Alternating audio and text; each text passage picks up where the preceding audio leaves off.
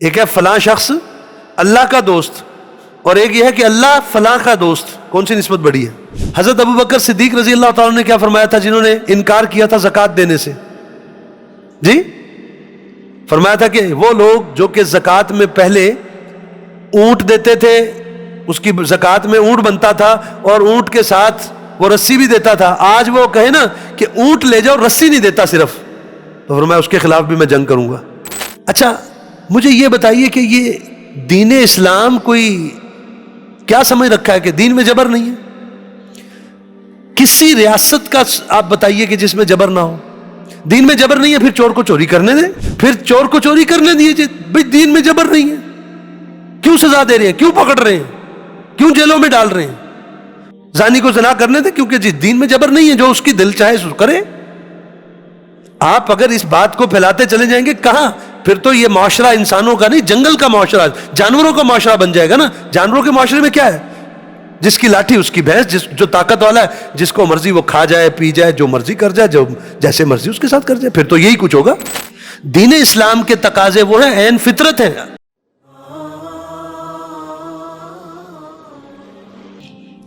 الحمدللہ وکفا والصلاة والسلام علی عبادہ الذین اصطفیٰ، خصوصاً علی افضلہم وخاتم النبیین محمد الامین وعلی آلہ وصحبہ اجمعین، اما بعد، اعوذ باللہ من الشیطان الرجیم، بسم اللہ الرحمن الرحیم۔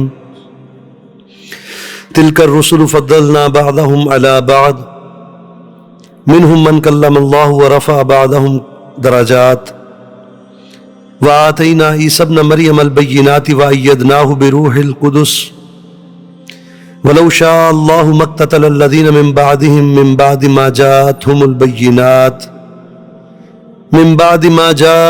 البینات ولكن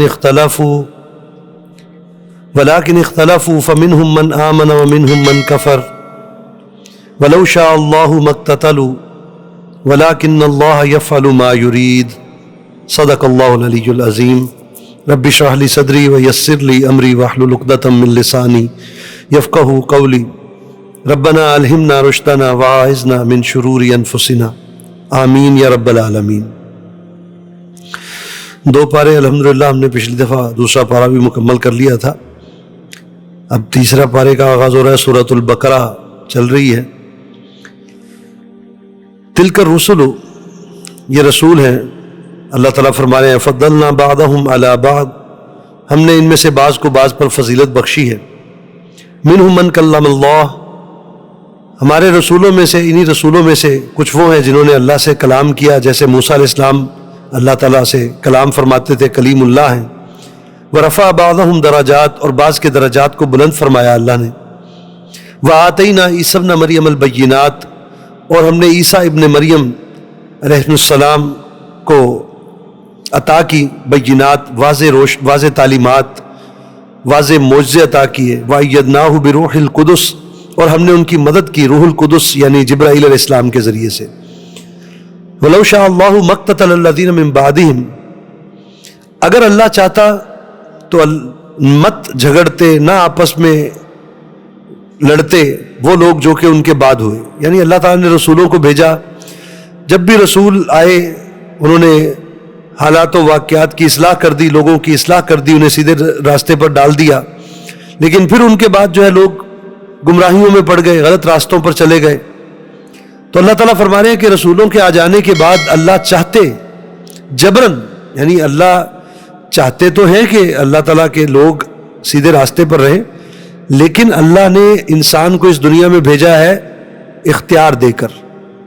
اس نے اس دنیا کو بنایا ہے کمرہ امتحان کی طرح، یہ امتحان کی جگہ ہے، تو یہاں اختیار دے کر بھیجا ہے کہ ٹھیک ہے تم جو چاہو سو، اما شاکرم و اما کفورا، چاہو تو اللہ کے شکر گزار بندے، اس کے فرما بردار بندے بن کر رہو، اور چاہو تو نافرمانی کر لو، اختیار دے کر بھیجا ہے۔ اگر اللہ تعالیٰ یہاں یعنی یہاں بھی کوئی اپنا اختیار استعمال کرتے ہوئے جبرن لوگوں کو سیدھے راستے پر رکھنا چاہتے تو کسی کی مجال تھی کہ تو کوئی دائیں بائیں ہو سکتا؟ اس کی مثال ایسے لی جا سکتی ہے کہ دیکھیے جیسے کمرہ امتحان میں بیٹھا ہے بچہ اور پیپر حل کر رہا ہے، تو اب نگران، استاد وہ دیکھ رہا ہے گزرتے ہوئے کہ یہ بچہ جو ہے پرچہ سوال غلط حل کر رہا ہے، لیکن کیا کمرہ امتحان میں اب استاد اس کو روکے گا، اس کو بتائے گا کہ نہیں یوں کر لو، اس کو مجبور کرے گا، اس کو اب ڈنڈے مار کے بھی، حالانکہ اب بھی اختیار ہے، لیکن وہ اس کو نہیں روکے گا، نہیں ٹوکے گا، نہیں اس کو بتائے گا، کیونکہ اگر اب بھی کمرہ امتحان میں بٹھا کر بھی اگر استاد نے ہی اس کو پکڑ کر ہاتھ لکھوانا ہے اور چلانا ہے تو پھر امتحان کا مقصد تو ختم ہو گیا۔ تو اسی طرح اللہ نے ہمیں اس دنیا میں بطور امتحان اس دنیا کو بنایا ہے، یہاں ہمیں بھیجا ہے کہ جاؤ اپنے آپ کو ثابت کرو کہ تم اللہ کے فرما بردار بندے، اور اختیار دے کر بھیجا کہ بیسک ہدایت بھی دے دی، اب فَأَلْهَمَهَا فُجُورَهَا وَتَقْوَاهَا بھی دے دیا، الہام کر دیا، اب جاؤ اور پھر رسولوں کے ذریعے سے تفصیلات بھی بتا دیں دین کی، اللہ کی رضا کے کاموں کی۔ اب فرمایا کہ اب تم آزاد ہو جاؤ، جو چاہو سو کرو۔ تو اسی لیے فرمایا یہاں پر کہ اگر اللہ جبرن لوگوں کو مجبور کر دیتا تو کسی کی مجال نہیں تھی، بلکہ اصل بات یہ کہ اللہ نے لوگوں کو اختیار دیا ہے۔ تو اس لیے فرمایا وَلَوْ شَاءَ اللَّهُ مَا اقْتَتَلَ الَّذِينَ مِن بَعْدِهِمْ، اگر اللہ چاہتا جبرن روکنا چاہتا تو یہ جو بعد والے تھے، رسولوں کے بعد آنے والے، ان کے امتی، ان کے ماننے والے، وہ گمراہیوں میں نہ پڑتے، آپس میں جھگڑوں میں نہ پڑتے، اختلافات میں نہ پڑتے، آپس میں نہ لڑتے۔ من بعد ما جاءتهم البینات، اس کے بعد کہ ان کے پاس واضح تعلیمات بھی آ چکی تھی، رسولوں کے ذریعے سے سارے باتیں واضح ہو چکی تھیں۔ ولکن اختلفوا، لیکن یہ کہ انہوں نے اختلاف کیا، فمنهم من آمن ومنهم من کفر، تو ان میں سے کچھ وہ ہیں جو کہ ایمان لائے اور کچھ وہ ہیں جو کہ انہوں نے کفر کیا۔ ولو شاء اللہ ما اقتتلوا، پھر وہی بات کہ اگر اللہ چاہتے جبرن ان کو روکنا تو کسی کی مجال نہیں تھی کہ وہ ایسا نہ کر پاتا اور یہ آپس میں نہ لڑتے۔ ولکن اللہ یفعل ما یرید، لیکن یہ کہ اللہ جو چاہتے ہیں سو فرماتے ہیں، جو کرتے ہیں۔ تو اللہ تعالیٰ نے انسان کو اختیار دے کر بھیجا ہے۔ یا ایھا الذین آمنوا انفقوا مما رزقناکم من قبل، اے ایمان والو خرچ کر دو، مما اس میں سے جو کچھ بھی رزقناکم ہم نے تمہیں دیا ہے، جو بھی ہم نے تمہیں دیا ہے، مال و دولت ہے، عزت ہے، شہرت ہے، صلاحیتیں ہیں، مہلت عمر ہے، یہ وقت جو ہے انسان کے پاس، یہ بھی تو اللہ کی عطا ہے نا، اولاد ہے، یہ سب کچھ، ذہانت ہے، بولنے کی صلاحیت ہے، لکھنے کی صلاحیت ہے، جو بھی صلاحیتیں اللہ نے دے رکھی ہیں ان کو کیا کرو، لگا دو، کھپا دو۔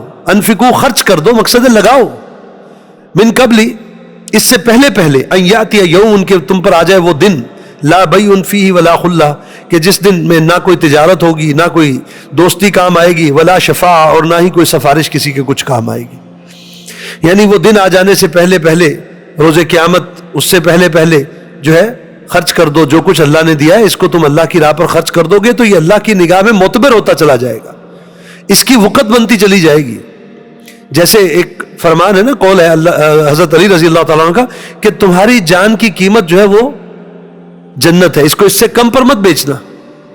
اللہ نے جو کچھ تمہیں دے رکھا ہے بیسیکلی، وقت ہے، صلاحیت ہے، قوت ہے، مال ہے، اولاد ہے، ان سب کی اگر تم قیمت لینا چاہو، اصل جو ہے بھی وہ کیا ہے، وہ تمہارے وہ جنت ہے۔ سورہ توبہ میں بھی اللہ تعالیٰ نے بیان فرمایا ان اللہ اشترى من المؤمنین انفسهم واموالهم بان لهم الجنہ، کہ اللہ نے جو ہے وہ اہل ایمان سے خرید لیے ہیں ان کی جان و مال، کس کے بدلے؟ جنت کے بدلے، کہ ان کے لیے جنت ہے۔ یعنی تمہارے جان مال جو بھی کچھ ہے تمہارے پاس، سب کچھ، ہر چیز کے بدلے تم جنت حاصل کر سکتے ہو، یہ سب اس کو اللہ کی راہ پر لگا دو گے تو اس کے بدلے میں اخلاص کے ساتھ لگا دو گے تو جنت ہے۔ تو اس لیے یہاں بھی فرمایا کہ اس دن کے آ جانے سے پہلے لگا دو، کھپا دو، خرچ کر دو اپنی صلاحیتوں کو، جو کچھ بھی اللہ نے دے رکھا ہے۔ اور جو کچھ میں کوئی چیز ایسی ہے جس کو ہم یہ کہیں کہ یہ اللہ کے سوا کہیں سے اور سے آئی ہے، کسی اور کی دین ہے، سب کچھ ہی اللہ کی عطا ہے۔ تو جو کچھ بھی ہے اس میں سے اللہ کی راہ پر خرچ کرو اس دن کے آ جانے سے پہلے، جس میں نہ کوئی تجارت ہوگی، نہ کوئی دوست کسی کے دوستی کے کچھ کام آئے گی، اور نہ ہی کسی سفارش کرنے والے کی سفارش جو ہے وہ چھڑا پائے گی۔ والکافرون هم الظالمون، اور جان لو کہ جو کافر ہیں، یہاں پر کفر جب کسی بات کا حکم آتا ہے قرآن پاک میں، یہاں پر حکم آ رہا ہے یا ایھا الذین آمنوا انفقوا، اے ایمان والو خرچ کر دو، حکم دیا جا رہا ہے۔ حکم کے بعد جب بات آتی ہے والکافرون، جیسے یہاں پر آ رہا ہے کفر کا ذکر، تو اس کا مطلب ہے اس حکم کے انکار کرنے والے، لغوی اعتبار سے جو ہے کفر کے معنی ہے انکار کرنا، تو اس کفر کے معنی یہاں پہ ہے کہ اس حکم کا انکار کرنے والے، کہ اللہ تو فرما رہے ہیں کہ خرچ کر دو، لگا دو سب کچھ اللہ کی راہ پر، اور اگر تم نہیں ایسا کرتے، اس حکم کا انکار کرتے ہو، تو ہم الظالمون، وہی لوگ ظالم ہیں، اپنی جان پر ظلم خود کر رہے ہیں۔ یہ اگر بچا بچا کے رکھ رہے ہیں تو اس سے ان کو کوئی نفع نہیں ملنے والا۔ اللہ لا الہ الا ہو، اللہ وہ ہستی ہے جس کے سوا کوئی معبود نہیں، الحی القیوم، وہ زندہ ہے اور قائم رکھنے والا ہے۔ یہ آیت الکرسی ہے، یعنی قرآن پاک کی مشہور آیت کہ جس کے بارے میں شاید ہی کوئی ہو کہ جس کو نہ معلوم ہو۔ تو یہ آیت الکرسی میں اب اللہ تعالیٰ بیان فرما رہے ہیں کہ اللہ وہ ہستی ہے، لا الہ الا ہو، کہ اس کے سوا کوئی معبود نہیں، کوئی عبادت کے لائق نہیں۔ اور عبادت کے لائق نہیں سے مراد کیا ہے؟ عبادت کسے کہتے ہیں؟ اطاعت، اللہ کی اطاعت کے سوا، یہ نہیں، یہ جو اطاعت کرنا ہے، فرما برداری کرنا، بات ماننا، وہ کس کا حق ہے؟ اللہ کا حق ہے کہ اس کے سوا کسی کی اطاعت نہ کی جائے، اس کے حکم کے خلاف کسی کا حکم نہ سنا جائے۔ جہاں اللہ اور اس کے رسول کا حکم آ گیا، اب وہاں پر کسی کی اطاعت نہیں کی جائے گی۔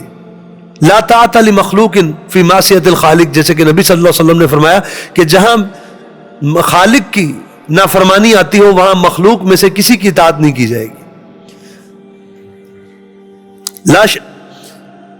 الحی القیوم، وہ الحی ہے، اللہ جو ہے وہ الحی ہے، وہ خود سے زندہ ہے، اس کی زندگی ہماری طرح عطائی نہیں ہے، کسی کی دی ہوئی نہیں ہے۔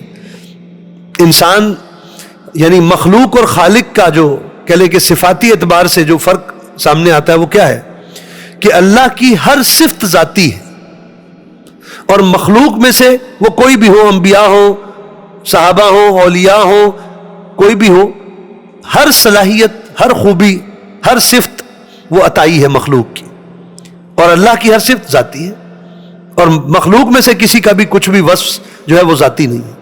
تو اللہ الحی ہے، اللہ خود سے زندہ ہے، وہ اس کی ذاتی صفت ہے۔ القیوم، اور وہ قائم رکھنے والا ہے، کائنات کے لیے وہ قائم رکھنے والا ہے۔ القیوم ہے کہ اس کائنات کا وجود، ہر چیز کا وجود، وہ اس کے قائم رکھنے سے ہے۔ اگر اللہ کی منشا نہ ہو تو کسی شے کا وجود باقی نہیں رہے گا۔ جب تک جس چیز کا بھی اللہ چاہتے ہیں کہ وجود قائم رہے، تبھی تک یہ وجود ہے۔ اس کائنات پوری کو بساط اس کی لپیٹ لی جائے گی روز قیامت جب اللہ کا حکم آئے گا۔ تو اس کائنات کو قائم رکھنے والا، اس کو وجود بخشنے والا، اس کا دوام، یہ سب جو ہے وہ اسی کی مرضی سے ہے، اسی القیوم کے کہنے سے ہے۔ تو وہ الحی ہے اور القیوم ہے۔ لا تاخذہ سنۃ ولا نوم، اور نہیں آتی اسے کوئی بھی اونگ یا نیند۔ اللہ تعالیٰ کو وہ ان چیزوں سے بالا تر ہے۔ اللہ تعالیٰ لہو ما فی السماوات و ما فی الارض، اسی کے لیے ہے جو کچھ بھی ہے آسمانوں میں اور جو کچھ بھی زمین میں۔ یعنی جب آسمانوں کی بات آ گئی، ساتوں آسمان اور زمین، یعنی اس سے مراد جو ہے گویا کہ پوری کائنات جو ہے اس میں جو کچھ بھی ہے، ہر چیز اسی کی ہے، اسی کے تابع ہے، اسی کے تابع فرمان ہے، اسی کی مخلوق ہے، اسی کی پیدا کردہ ہے یہ سب۔ من ذا الذی یشفع عندہ الا باذنہ، کون ہے جو، من ذا الذی یشفع، کون ہے جو کہ جس کی جرت ہو کہ وہ سفارش کرے، عندہ، اس کے ہاں، اللہ کے ہاں، الا باذنہ، سوائے اس کے کہ جس کو وہ اجازت دے گا۔ یعنی وہاں یہ نہیں ہے کہ کوئی جس کا دل کرے گا منہ اٹھائے گا اور اپنی مرضی سے کھڑا ہو جائے گا اللہ کو کسی کی سفارش کرنے کے لیے۔ کوئی بیٹا باپ کے یا باپ بیٹے کی سفارش نہیں کر پائے گا، کوئی کسی کی سفارش نہیں کر پائے گا، کوئی کسی کی مجال نہیں۔ سفارش کرنا تو بڑی دور کی بات، کوئی اس وقت تو کیا ہے کہ کسی کو بات کرنے کی جرت نہ ہوگی، ٹھیک ہے۔ تو اس لیے فرمایا کہ کس کی مجال ہے، من ذا الذی یشفع عندہ الا باذنہ، کس کی مجال ہے جو اس کے ہاں سفارش کر سکے خود سے، سوائے اس کے کہ جس کو اللہ تعالیٰ اجازت دیں گے۔ وہ ہمارے ہاں ہوتا ہے نا کہ کوئی کسی کی سفارش کرنے ایویں نہ جان نہ پہچان اور میں تیرا مہمان والی بات، کہ نہیں بھی جانتے تو میں پہنچ گیا جی کوئی تھانے میں، کوئی کسی سرکاری دفتر میں، وہ جی میں فلاں ہوں، میں یوں ہوں، اپنا تعارف بھی کروا رہے ہیں، کوئی چلے بات بن گئی تو بن گئی، نہیں بنی تو چلو کوشش تو جی ہم نے کی تھی جی آپ کے ساتھ والے کی، چلو جس کی سفارش کرنے گئے تھے اس پہ تو احسان دھر ہی دیا نا۔ تو مقصد کہنے کا یہ کہ وہاں کسی کی یہ مجال نہیں ہوگی کہ جناب خود سے کھڑے ہو گئے، خود سے ہی جناب وہ سفارشی بن کر کھڑے ہو گئے، نہیں، جس کو اللہ اجازت دیں گے وہی سفارش کرے گا۔ یعلم ما بین ایدیہم وما خلفہم، وہ جانتا ہے جو کچھ بھی ان کے سامنے ہے اور جو کچھ بھی ان کے پیچھے ہے، ان کا کھلا چھپا سب اللہ جانتا ہے۔ کوئی کسی کی سفارش کیسے کر سکتا ہے اللہ کے ہاں؟ کیسے کوئی کہہ سکتا ہے؟ دیکھیے سفارش عام طور پہ کیسے کی جاتی ہے؟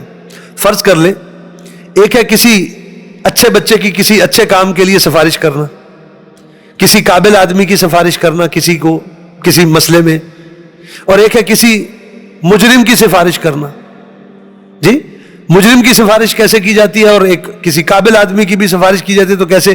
اگر ایک مجرم کی ہے، مثال کے طور پہ کوئی مجرم ہے، اس کی سفارش کو کیا کریں گے جی؟ کسی صاحب حیثیت کو، جناب یہ غلطی ہو گئی، بچہ ماشاءاللہ اچھا ہے، شریف ہے، خاندانی ہے، میں جانتا ہوں اسے. اب کوئی بتائیے اللہ کو کوئی یہ کہہ سکتا ہے اللہ میں جانتا ہوں بندہ شریف تھا؟ معاذ اللہ. ہے کسی کی مجال؟ یعنی نہ تو کوئی مجرم کی کسی کو سفارش کر سکے گا اس انداز سے کہ جس طرح سفارش کا جو ایک عام انداز ہے، اسی طرح نہ ہی یہ ہو سکتا ہے کہ کوئی کسی کی سفارش کرے کہ جناب اس کو آپ فلاں عہدہ دے دیجئے، فلاں نوکری دے دیجئے، فلاں کام دے دیجئے، فلاں کانٹریکٹ دے دیجئے، کیونکہ یہ قابل آدمی ہے، میں جانتا ہوں، آپ تو نہیں جانتے، میں اس کی آپ کو گارنٹی دیتا ہوں، سفارش کرتا ہوں کہ یہ قابل آدمی ہے، اس پوسٹ کا اہل ہے. کوئی کہہ سکتا ہے؟ اللہ تو جو ہے وہ کیا ہے؟ یعلم ما بین ایدیہم وما خلفہم، وہ سب جانتا ہے جو سامنے ہے جو پیچھے ہے. اس کو کون آ کے بتائے گا؟ کون سفارش کر سکتا ہے اس طرح سے؟ تو اس لیے فرمایا ولا یحیطون بشیء من علمہ، اور وہ نہیں احاطہ کر سکتے کچھ بھی اس کے علم میں سے، الا بما شاء، سوائے اس کے کہ جو اللہ چاہے. اللہ جس کو جتنا چاہے سو علم عطا فرمائے. وسع کرسیہ السماوات والارض، اور جان لو کہ اس کی کرسی نے احاطہ کر رکھا ہے آسمان و زمین کا، تمام آسمانوں، ساتوں آسمان اور زمین کا. اب یہ کرسی کیا ہے؟ یہ آیات متشابہات میں سے ہے. اب وہ کرسی جو ہے جیسے ہم دیکھتے ہیں کوئی کرسی ہے، کوئی میز ہے، کوئی اس طرح کی کرسی نہیں ہے. اس کی حقیقت کیا ہے اللہ ہی بہتر جانتے ہیں. جیسے علماء نے، مفسرین نے بیان کیا، بعض کے نزدیک یہ کہ یہ گویا کہ اللہ کے اختیار کو، کہ اللہ کا اختیار ہر چیز کو گھیرے ہوئے ہے، احاطہ کیے ہوئے ہے. وسع کرسیہ السماوات والارض، آسمان و زمین، کائنات کی ہر شے اسی کے اختیار کے تابع ہے، اسی کے زیر تسلط ہے. ٹھیک ہے، واللہ عالم، باقی اللہ بہتر جانتے ہیں اس کی حقیقت.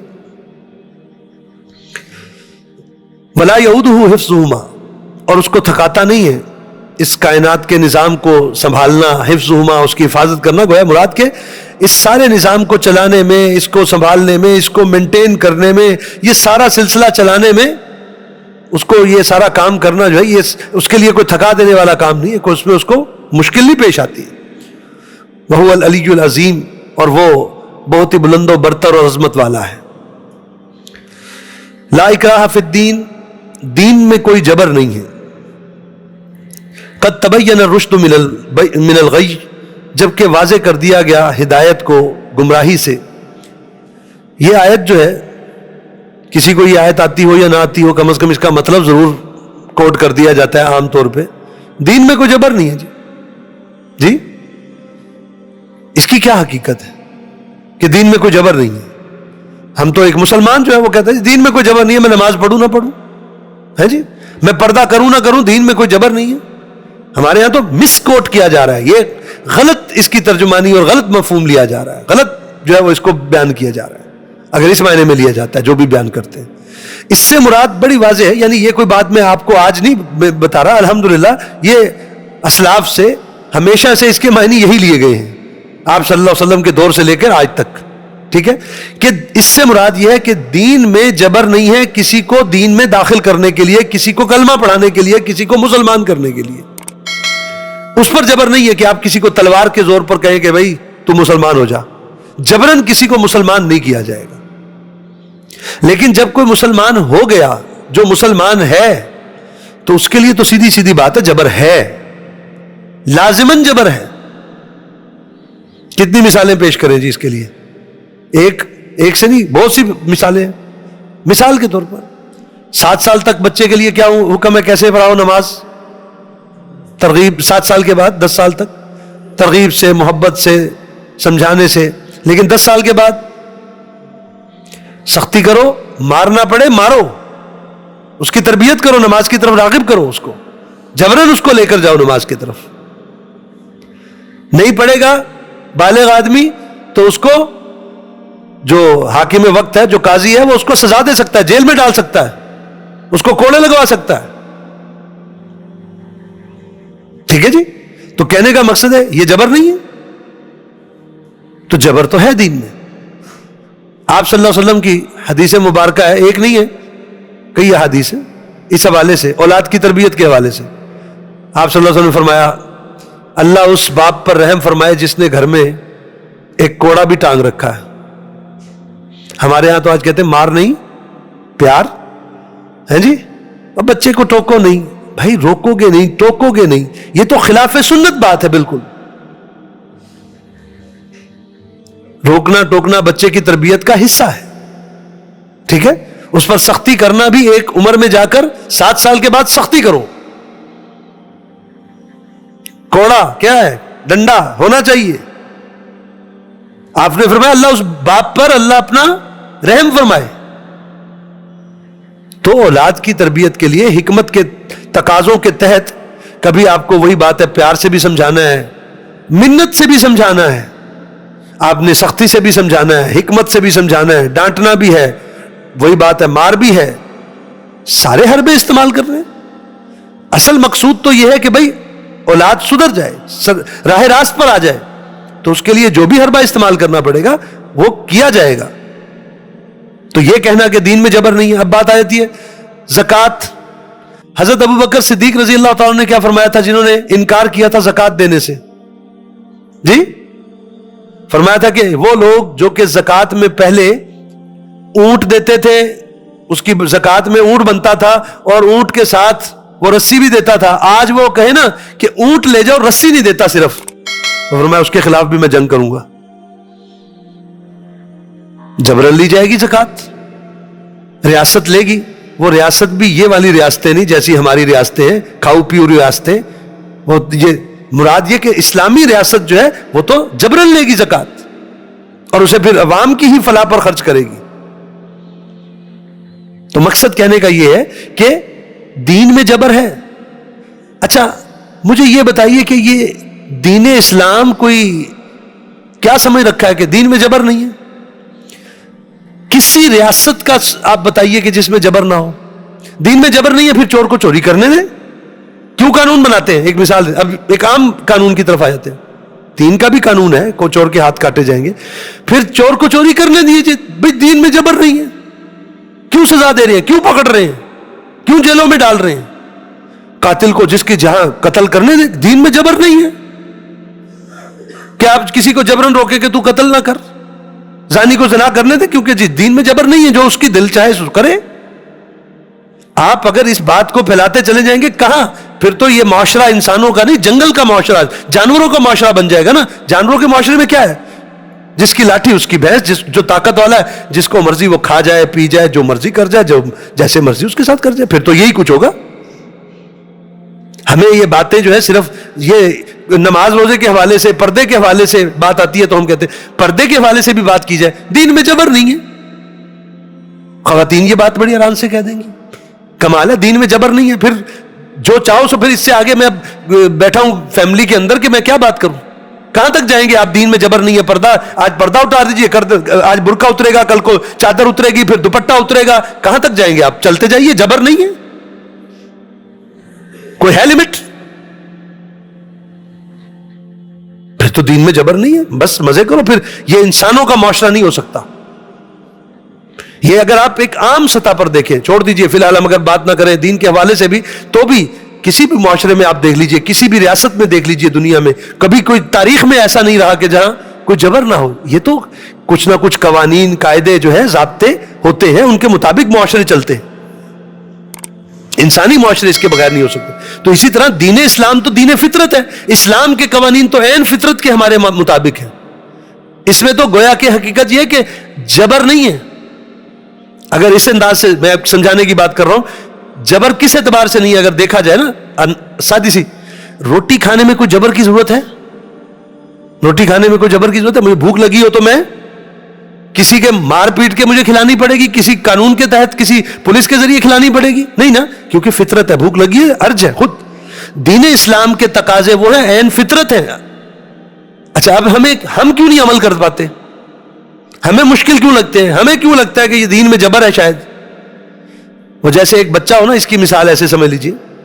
اب بیٹا ہے، اب وہ گھر میں دیر سے آ رہا ہے، الٹے سیدھے دوستوں کے ساتھ جانے آنے ہیں، باپ اس کو ٹوک رہا ہے، اس کو سمجھا رہا ہے، نصیحت کر رہا ہے، لیکن اس بیٹے کے مزاج جو ہے وہ بگڑے ہوئے ہیں، اس کی جو ہے وہ کہہ لیں کہ اس کے اندر ایک خرابی پیدا ہو چکی ہے، اس کو باپ کی باتیں کیسی لگ رہی ہیں؟ حالانکہ باپ اس کے لیے بھلائی کی بات، اس کے فائدے کی بات کر رہا ہے یا اس کے نقصان کی؟ 100% طے ہے کہ فائدے کی بات کر رہا ہے، لیکن بیٹا تو اس سے، باپ سے بلکہ ناراض ہے کہ ہر بات پہ ٹوکتے ہیں ابا جی. بیٹے کو پسند نہیں ہے وہ باتیں، بیٹے کو باپ جابر لگ رہا ہے. یہی حال ہمارا، ہم وہ بگڑے ہوئے انسان بن چکے ہیں، ہماری فطرتیں ایسی مسخ ہو چکی ہیں کہ ہمیں دین اسلام جو ہے وہ جبر لگتا ہے، وہ ہمیں لگتا ہے کہ ہمارے، لیکن اصلاً وہ دین فطرت ہے اسلام، ہماری فطرت کے مطابق ہیں یہ احکامات. تو آگے چلیے، اس کی بات کو، جو اصل بات ہے وہ کیا ہے کہ کسی کو جبرن کفر سے اسلام یعنی کلمہ جبرن نہیں پڑھایا جائے گا، آزادانہ اس کو ماحول دے کر اس کو سمجھائیے، دعوت دیجیے، اس کے مطابق پھر اس کو چھوڑ دیجیے، سوچ سمجھ کر فیصلہ کرے اور شعوری سطح پر اسلام قبول کرے. تو فرمایا کہ لا اکراہ فی الدین قد تبین الرشد من الغی، جبکہ اللہ نے واضح کر دیا ہدایت کو سرکشی سے، گمراہی سے. فمن یکفر بالطاغوت، پس جو کوئی بھی کفر کرے گا طاغوت کا، ویؤمن باللہ، اور جو ایمان لایا اللہ پر، فقد استمسک بالعروۃ الوثقی، تو یقیناً اس نے تو تھام لیا ایک مضبوط کنڈا، مضبوط سہارا گویا کہ. یعنی جس نے طاغوت کا انکار کیا، باطل کا انکار کیا، کفر کا انکار کیا، اور طاغوت، سب سے بڑا طاغوت جو ہے وہ تو کیا ہے؟ وہ ہے نظام باطل، سب سے بڑا فتنہ، یہ پیچھے ہم نے پڑھا، والفتنۃ اکبر من القتل والفتنۃ اشد من القتل. تو یہ فتنہ کیا ہے؟ وہ بھی مفسرین نے، علماء کرام نے بیان کیا، سب سے بڑا فتنہ نظام باطل. یہ انسانوں کو حیوانی سطح تک لے جاتا ہے، گرا دیتا ہے انسانیت کی معراج سے. نظام باطل، غیر اللہ کی بندگی، غیر اللہ کی حاکمیت، باطل نظام، سود، فحاشی، عریانی، یہ کیا ہے؟ یہ طبقاتی تقسیم، یہ وہ نظام ہے جو اس وقت رائج ہے آپ کے یہاں. اللہ کی حاکمیت نہیں ہے. کہاں ہے اللہ کی حاکمیت پوری دنیا میں؟ اپنے پاکستان کی بات کر لیتے ہیں، کہاں ہے اللہ کی حاکمیت؟ حالانکہ پاکستان کے آئین میں یہ لکھا ہے کہ اس ملک کے حکمرانوں کی ذمہ داری ہے کہ یہاں پر اسلامی قوانین نافذ کریں، لیکن کوئی حکمران اس کی طرف جو ہے وہ پیش رفت کرنے کو تیار نہیں ہے. جو بھی آتا ہے بس اپنے ہی پیسے لپیٹنے کے چکر میں، سیٹ پکی کرنے کے چکر میں، اسی چکروں میں رہتا ہے. اسلام کے نفاذ کی طرف کسی کا کوئی توجہ بھی نہیں. تو اللہ کی حاکمیت تو یہ ہے نا کہ اللہ کے دیے ہوئے نظام کے مطابق فیصلے کریں عدالتیں. آپ کے بینکوں میں سود نہیں ہونا چاہیے، سود اللہ سے اور اس کے رسول سے جنگ ہے، پڑھ چکے ہم. یہ کیسا نظام ہے؟ اسے اسلامی نظام کہیں گے؟ تو یہی فتنہ ہے اور یہی سب سے بڑا طاغوت ہے، کیونکہ طاغوت وہ ہے جو کہ اپنی اطاعت کرواتا ہے. اللہ کی نافرمانی جو ہے اس کے لیولز ہیں.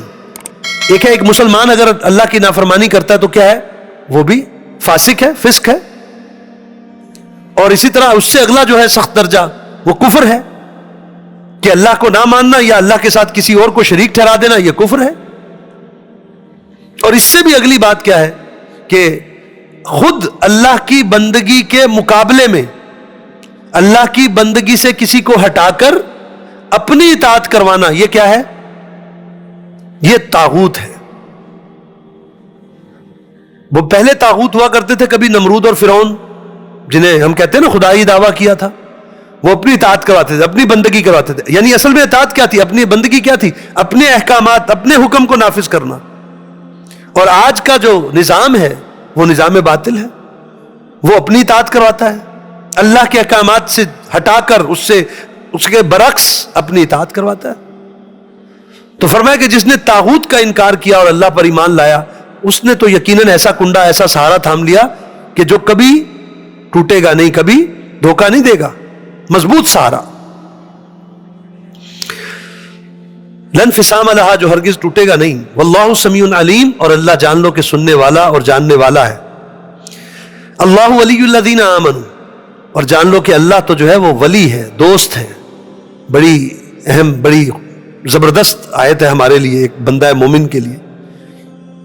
دیکھیے اللہ کے ساتھ تعلق کی دو ایک کہہ لیں کہ نسبتیں ہیں، دو ڈائمینشنز ہیں.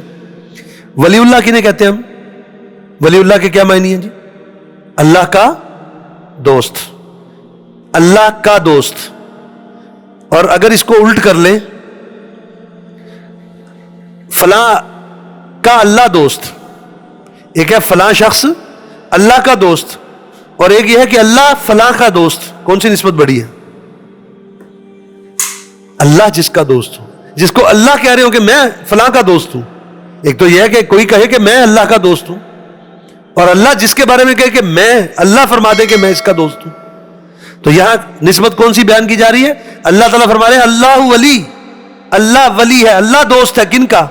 الذین آمنوا، وہ لوگ جو کہ ایمان والے ہیں.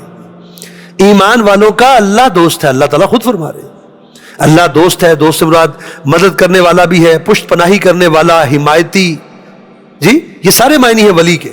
کارساز، سرپرست، یہ سارے معنی ہیں. تو اللہ تو اہل ایمان کا جو ہے وہ دوست ہے، ولی ہے، کارساز ہے، حمایتی ہے.